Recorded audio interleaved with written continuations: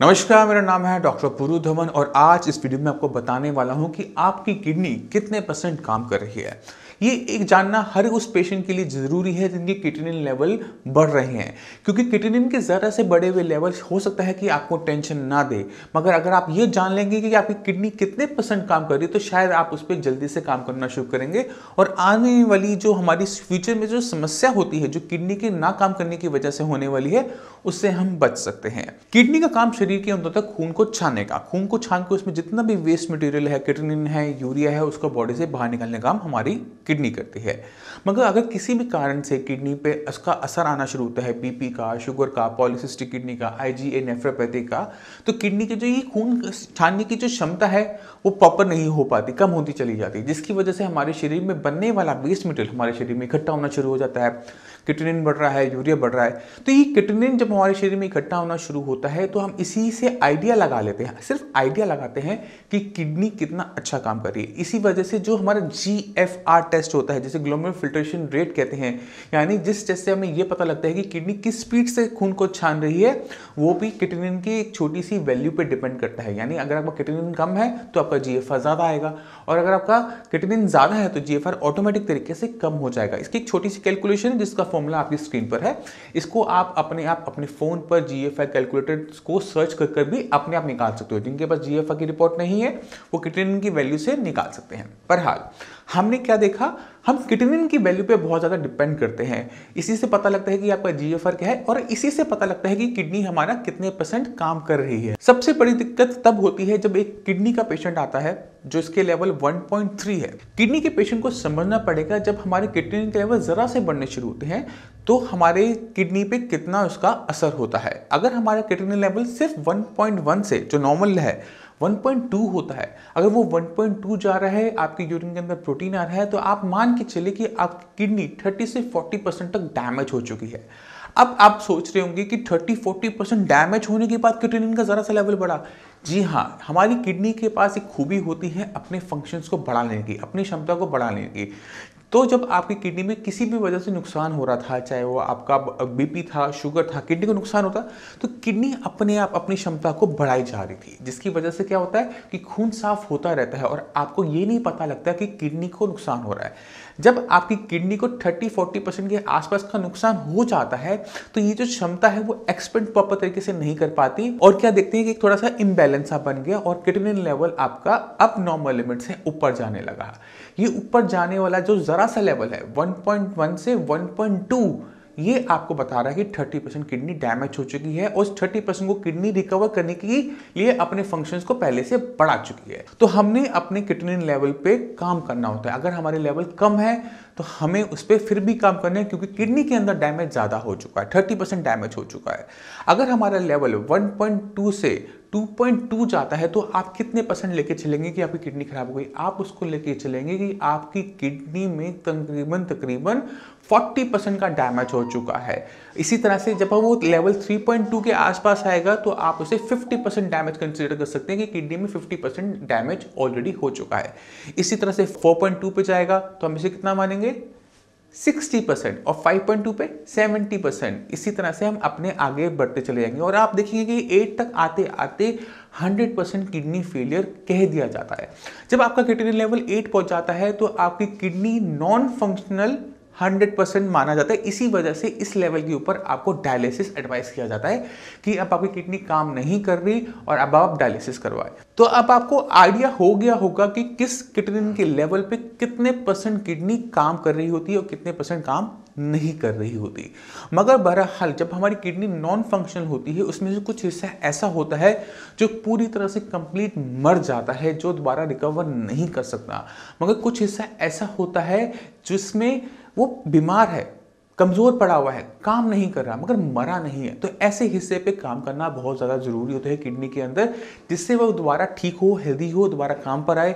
जो उस पर इन्फ्लेमेशन हो रही है उसका इम्पैक्ट कम हो और वो दोबारा से फिल्ट्रेशन शुरू करें। क्योंकि जब हम किसी भी किडनी के पेशेंट के ऊपर, चाहे आपका किडनी लेवल 10 ही क्यों नहीं होता, उसको सही तरीके से हम मेडिसिन देना शुरू करते हैं, सही तरीके से ट्रीटमेंट देना शुरू करते हैं, तो हमें एक बहुत अच्छी चीज़ देखने को क्या मिलती है कि किडनी लेवल डाउन होने शुरू होते हैं। ये तभी हो सकता है कि जब हमारी जो किडनी है, जो नॉन फंक्शनल है, उसमें दो हिस्से, जो हिस्सा कमज़ोर है वो दोबारा से काम करना शुरू किया, जो कि बहुत ज़्यादा ज़रूरी होता है हर किडनी फेलियर पेशेंट के लिए कि किडनी अपने फंक्शंस को बढ़ाए। क्योंकि किडनी के पास ये खूबी है, मैंने आपको पहले भी बताया कि किडनी अपने फंक्शंस को बढ़ा सकती है। अगर किडनी आपकी छोटी भी हो गई है तो भी घबराने की ज़रूरत नहीं होती, क्योंकि वो अपने फंक्शंस को बढ़ाने की क्षमता नेचुरल तरीके से रखती है।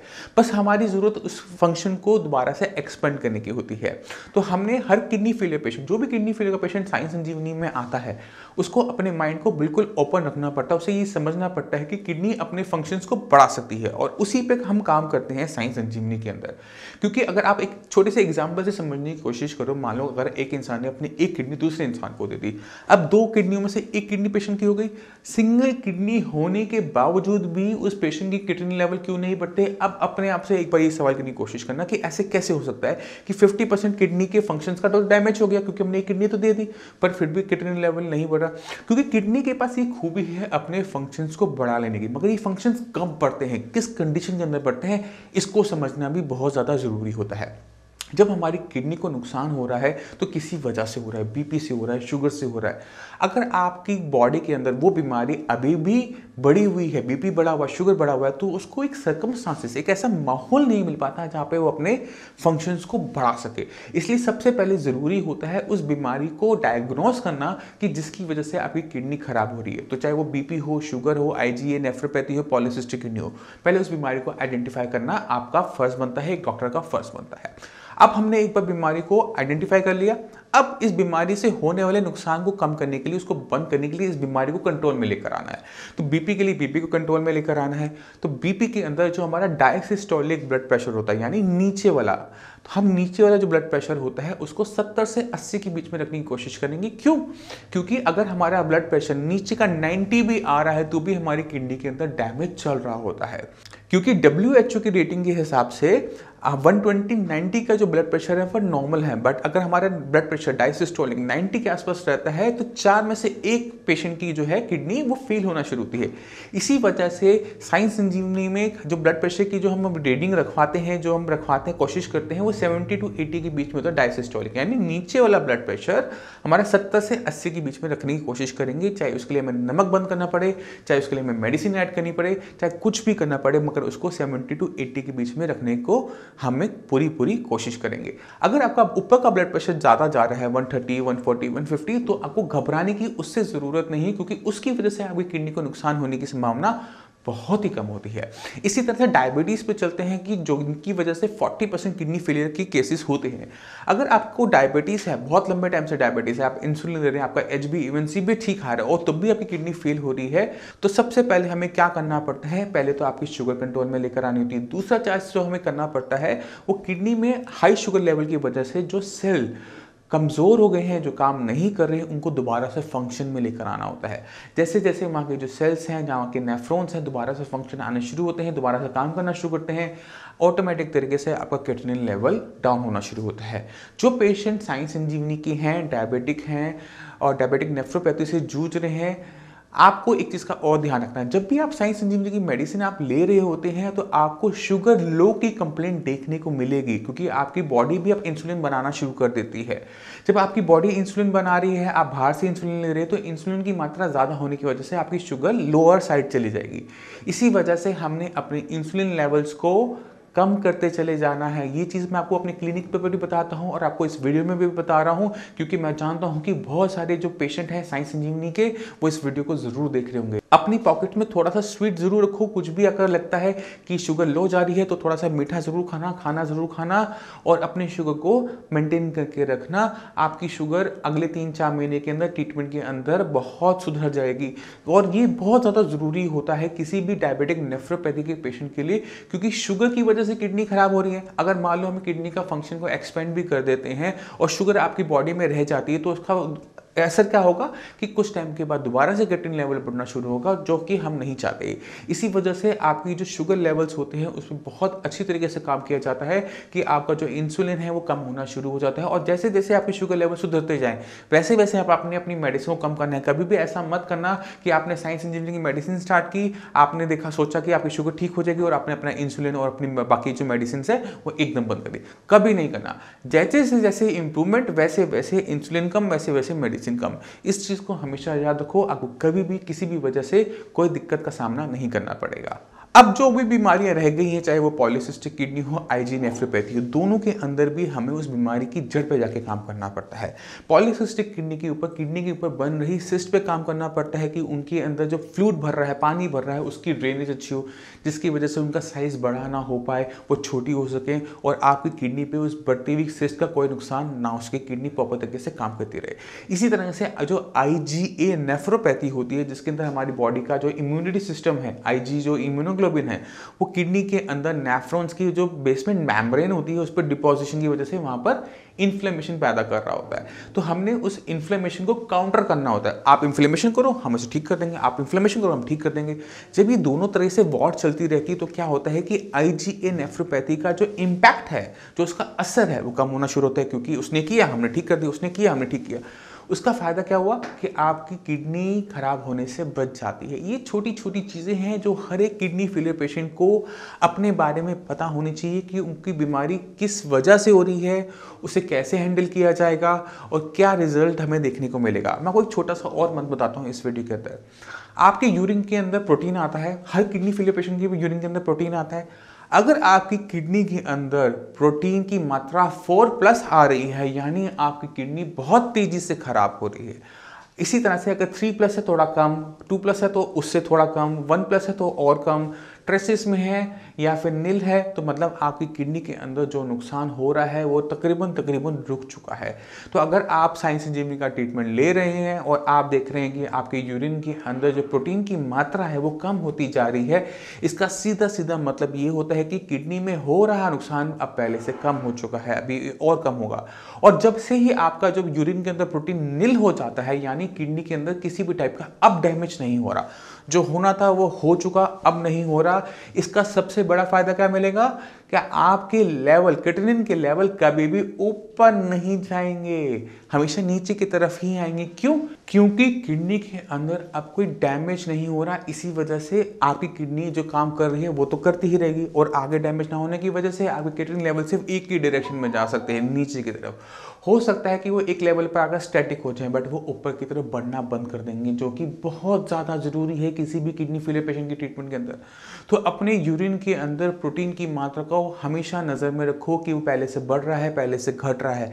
अगर वो पहले से घट रहा है यानी आप सही ट्रैक पर जा रहे हो, अगर पहले से वो बढ़ रहा है यानी आपकी किडनी में डैमेज बढ़ता जा रहा है। अपने बीपी पे ध्यान रखो, अपनी शुगर पे ध्यान रखो। अगर दोनों में से कुछ भी बढ़ा हुआ है तो आपने साइंस संजीवनी आना है, याद रखिएगा। अब मैं चाहता हूँ कि जो हमारे फर्स्ट टाइम व्यूअर्स हैं, जो इस चैनल को पहली बार देख रहे हैं, इस वीडियो को पहली बार देख रहे हैं, हमारे कुछ पेशेंट से मिले और देखिए कि किस तरह से साइंस संजीवनी किसी भी किडनी फेलियर पेशेंट की जिंदगी में चेंजेस लेकर आती है, किस तरह से उसकी किडनी की फंक्शन को रिस्टोर किया जाता है।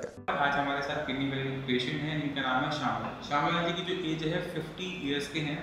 ये मेरे पास आए थे 1 जुलाई को इनका जो क्रिएटिनिन लेवल था वो था 6.2। 20 दिन का ट्रीटमेंट हुआ। हाँ जी। क्या लेवल पहुंच गया आपका? 4.7। 20 दिन में आपका पहुंचा। अब आपको जो आपको 20 दिन में ट्रीटमेंट हुआ, आपकी बॉडी में आपको क्या चेंजेस नजर आते हैं? काफी बदलाव है। क्या बदलाव महसूस? एक तो गिरा पड़ा रहता था। अच्छा। अब मैं उठा हूँ, एनर्जी आ गई थोड़ी। ठीक है। और एकदम सारा सही नहीं हुआ, लेकिन भूख लगनी शुरू हो गई है। ठीक है। थोड़ी भागदौड़ शुरू हो गई है। तो 20 दिन की ट्रीटमेंट के अंदर ना सिर्फ क्रिएटिनिन डाउन हुआ, बॉडी में एनर्जी आई, यूरिया कम होने की वजह से भूख खुलनी शुरू हुई। तो डॉक्टर ने आपको क्या बोला था हॉस्पिटल में? डायलिसिस। तब आपके लेवल क्या थे? तब 6-7 के आसपास थे। तो डॉक्टर क्या बोल रहे थे, किस वजह से किडनी खराब हुई? उन्होंने कुछ नहीं बताया आपको। अब ठीक लग रहा है हाँ आपको? जी। खुश हो रिजल्ट से? हाँ जी। अब तो टेंशन नहीं ना किडनी खराब हो नहीं, जाएगी। नहीं। ठीक है। तो हम अपनी किडनी लेवल को डाउन कर सकते हैं। ज़रूरत होती है उस बीमारी की जड़ पे जाकर काम करने की, अपनी किडनी के फंक्शंस को बढ़ा लेने की। अगर आप कोई भी एलोपैथिक मेडिसिन ले रहे हैं तो उसे खुद जज करिए कि कौन सी मेडिसिन आप किस पर्पज से ले रहे हैं। जिस दिन आपने अपने लिए मेहनत करनी शुरू कर दी, जिस दिन आपने अपनी मेडिसिन निकाल के उसे खुद ब खुद गूगल पर सर्च करना शुरू कर दिया और देखना शुरू किया कि आप मेडिसिन किस पर्पज से खा रहे हो, तो आप समझना शुरू करोगे कि ये मेडिसिन खाते खाते ही आप यहाँ तक पहुँचे हो कि आपको डायलिसिस की नौबत आ रही है। अगर हम चाहते हैं कि हमारी किडनी की फंक्शन वापस रिस्टोर हो तो हमें अपनी किडनी पे काम करना पड़ता है और सही तरीके से काम करना पड़ता है। मैं उम्मीद करता हूँ इस वीडियो से आप समझ गए होंगे कि किडनी की किस लेवल के ऊपर कितने हमारी किडनी काम कर रही होती है और कितना नहीं कर रही होती। फिर भी आपके माइंड में कोई भी डाउट हो, कुछ भी पूछना चाहते हो तो साइंस इंजीनियरिंग के डॉक्टर्स आपके लिए हमेशा अवेलेबल हैं। नीचे दिए हुए नंबर पर कॉल कर साइंस इंजीनियरिंग डॉक्टर से आप फ्री ऑफ कॉस्ट कंसल्टेशन ले सकते हैं। आप मुझसे भी आकर मिल सकते हैं। आपने अपॉइंटमेंट लेने के लिए नीचे वाले नंबर पे ही कॉल करना है। अब इसी के साथ मैं चलने की आज्ञा चाहूँगा। मिलते हैं अगली वीडियो में, तब तक के लिए धन्यवाद।